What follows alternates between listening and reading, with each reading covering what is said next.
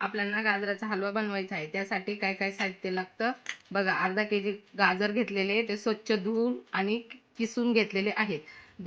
अर्धा केजी गाजर, 1.5 पावशर साखर, 3 चमचे तूप आणि हे काजू.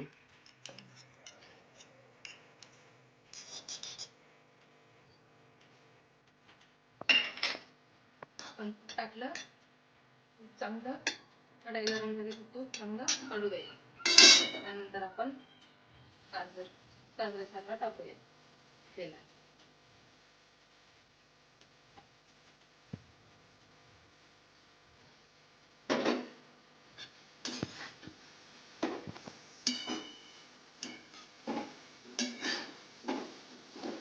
चांगला असा हलवायचा म्हणजे व्यवस्थित होतो. आणि कमी गॅस करायचा, मंद गॅसवर मस्त होऊ द्यायचा. पण आता त्याला साखर टाकते.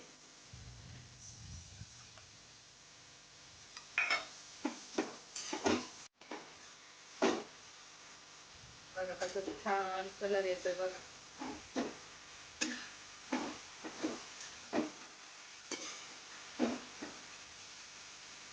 आपण हे काजूचे तुकडे केलेले, काजूचे तुकडे टाकले.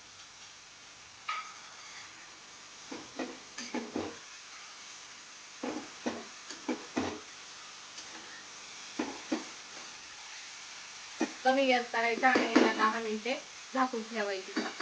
पण 10 मिनिटांनी बघूया. बघा आपला गाजराचा हलवा किती सुंदर झाला बघा.